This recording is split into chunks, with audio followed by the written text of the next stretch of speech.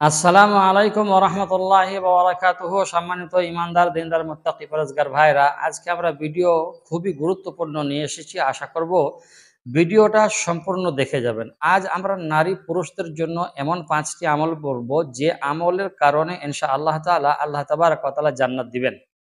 তো চলুন ভিডিওটা দেরি না করে শুরু করা যাক। আমরা সর্বপ্রথমেই বলবো বুখারী শরীফের 6306 নম্বর হাদিসে একটি হাদিস রয়েছে, যে ব্যক্তি দেড়হ বিশ্বাসের সাথে সাইয়্যিদুল ইস্তিগফার অর্থাৎ ইস্তিগফার আস্তাগফিরুল্লাহাল্লাযী লা ইলাহা ইল্লা হুয়াল হাইয়ুল কাইয়্যুম ওয়া আতুবু ইলাইহি, আস্তাগফিরুল্লাহ রাব্বি মিন কুল্লি যামবিন ওয়া আতুবু ইলাইহি, যে কোনো ইস্তিগফার পড়তে পারেন। তো যে ব্যক্তি আপনার যে ব্যক্তি দিনের বেলা অর্থাৎ সকাল বেলা অর্থাৎ দিনের শুরু বেলা বিশ্বাসের সাথে দৃঢ় বিশ্বাসের সাথে ইস্তিগফার পড়বে, ওই দিন সন্ধ্যার আগে আগে বা সন্ধ্যা হবার আগে যদি সে মারা যায় তাহলে সে জান্নাতি। কোথায় আছে? বুখারী শরীফ 6306 নম্বর হাদিসের মধ্যে রয়েছে। আর এই ইস্তিগফার কোনো ব্যক্তি যদি রাতের বেলা অর্থাৎ রাতের প্রথম ভাগে বিশ্বাসের সাথে পড়ে আর ভোর হওয়ার আগে আগে যদি সে মারা যায় তাহলে আল্লাহ তাবারক ওয়া তাআলা খুশখবরি দিয়েছেন সে ব্যক্তিও জান্নাতি। তাহলে 1 নম্বর হয়ে গেল। 2 নম্বর আমরা বলবো কালিমা শাহাদাত।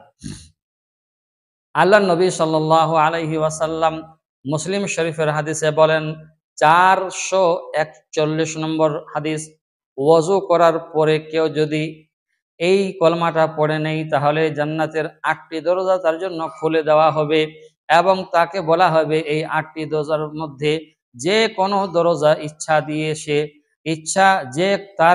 যে কোনো দরজা দিয়ে সে জান্নাতে প্রবেশ করতে পারে। কালেমায়ে শাহাদাত, আশহাদু আল্লা ইলাহা ইল্লাল্লাহ ওয়া আশহাদু আন্না মুহাম্মাদান আবদুহু ওয়া রাসূলুহু, আশহাদু আল্লা ইলাহা ইল্লাল্লাহ ওয়াহদাহু লা শারীকা লাহ। এটা হাদিসের মধ্যে এসেছে। তাহলে 2 নম্বর হয়ে গেল।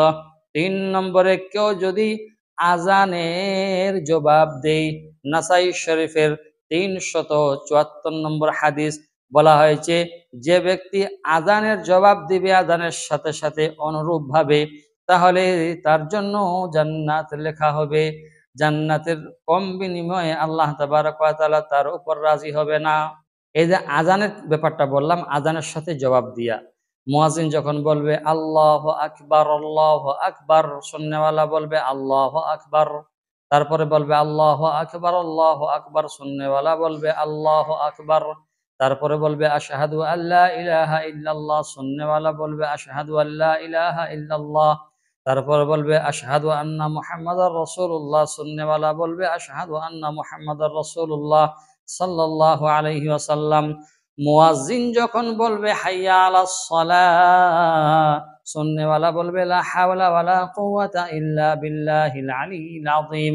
মুয়াজ্জিন যখন বলবে হাইয়া আলাল ফালাহ, সুন্নাহওয়ালা বলবে লা হাওলা ওয়ালা কুওয়াতা ইল্লা বিল্লাহিল আলিয়্যিল আযীম। মুয়াজ্জিন যখন বলবে আস-সালাতু খায়রুম মিনান নাওম, সুন্নাহওয়ালা বলবে সাদাকাতা ওয়া বারারতা। এইভাবে কেউ যদি আজানের জবাব দিতে পারে আল্লাহ তাবারক ওয়া তাআলা তার জন্য জান্নাত রেখেছেন। 4 নম্বর হলো আয়াতুল কুরসি। আয়াতুল কুরসির বহুত বড় ফজিলত রয়েছে।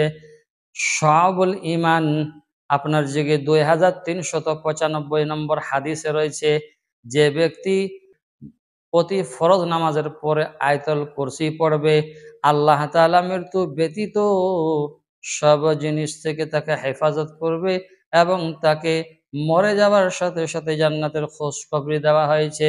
আল্লাহ তাবারক ওয়া তাআলা বলে দিয়েছেন জান্নাতে যেতে পারবে বা মৃত্যু ব্যতীত জান্নাতে যেতে তার কোনো জিনিস বাধা নেই।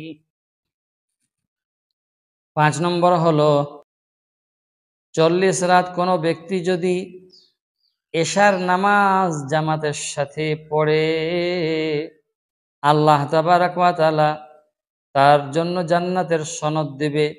হাদিস সুনানে ইবনে মাজাহ 798 নম্বর হাদিস। তাহলে মসজিদে এসে যারা জামাতের সাথে নামাজ পড়বে ঈশার 40টি দিন আল্লাহ তাআলা তাদেরকে জান্নাত দেবেন, জাহান্নাম থেকে মুক্তি দিবেন। আমার মা বোনেরা একা একা পড়বে। তাহলে আমরা বুঝতে পারলাম এই 5টি আমল যারা নারী পুরুষ করবে আল্লাহ তাবারাক ওয়া তাআলা তাদেরকে জান্নাত নসিব করবেন, জান্নাতে প্রবেশ করাবেন। সুবহানাল্লাহি ওয়া বিহামদিহি। ভালো থাকবেন, সুস্থ থাকবেন, দোয়া করবেন। আসসালামু আলাইকুম ওয়া রাহমাতুল্লাহি ওয়া বারাকাতুহু।